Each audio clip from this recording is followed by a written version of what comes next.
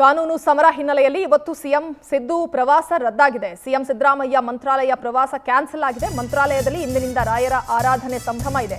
ಇಲ್ಲಿಗೆ ಸಿಎಂ ಸಿದ್ದರಾಮಯ್ಯನವರು ತೆರಳಬೇಕಾಗಿತ್ತು. ಆದರೆ ಸಿಎಂ ಸಿದ್ದರಾಮಯ್ಯನವರ ಮಂತ್ರಾಲಯ ಪ್ರವಾಸ ಕ್ಯಾನ್ಸಲ್ ಆಗಿದೆ.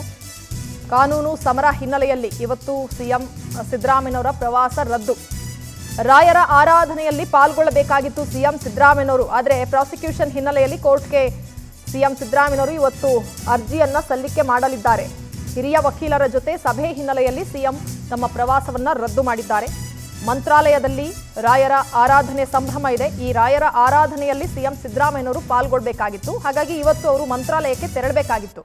ಆದರೆ ಇವತ್ತೇ ಕಾನೂನು ಸಮರ ಅಂದ್ರೆ ವಕೀಲರು ಇವತ್ತು ರಾಜ್ಯಕ್ಕೆ ಆಗಮಿಸಿ ಇವರ ಪರವಾಗಿ ಅರ್ಜಿಯನ್ನ ಸಲ್ಲಿಕೆ ಮಾಡೋದ್ರಿಂದ ಇವರ ಸಲಹೆ ಜೊತೆಗೆ ಚರ್ಚೆಗಳು ಆಗಬೇಕಾಗುತ್ತೆ. ಈ ಹಿನ್ನೆಲೆಯಲ್ಲಿ ಅವರು ತಮ್ಮ ಪ್ರವಾಸವನ್ನ ರದ್ದು ಮಾಡಿ ಕಾನೂನು ಸಮರಕ್ಕೆ ಇಳಿದಿದ್ದಾರೆ. ಯಾವುದೇ ಕಾರಣಕ್ಕೂ ಈ ಪ್ರಕರಣದಲ್ಲಿ ನನಗೆ ಹಿನ್ನಡೆ ಆಗಬಾರ್ದು ಅಂತ ಪಣ ತೊಟ್ಟಿದ್ದಾರೆ ಸಿಎಂ ಸಿದ್ದರಾಮಯ್ಯ. ಈ ನಿಟ್ಟಿನಲ್ಲಿ ಪ್ರತಿಯೊಂದು ಹೆಜ್ಜೆಯನ್ನ ಬಹಳ ಮುನ್ನೆಚ್ಚರಿಕೆಯಾಗಿ ಇಡ್ತಾ ಇದ್ದಾರೆ. ತಜ್ಞರೊಂದಿಗೆ ಸಲಹೆ ಪಡ್ಕೊಂಡು ಒಂದೊಂದು ಹೆಜ್ಜೆಯನ್ನ ಇಡ್ತಾ ಇದ್ದಾರೆ ಸಿಎಂ ಸಿದ್ದರಾಮಯ್ಯ.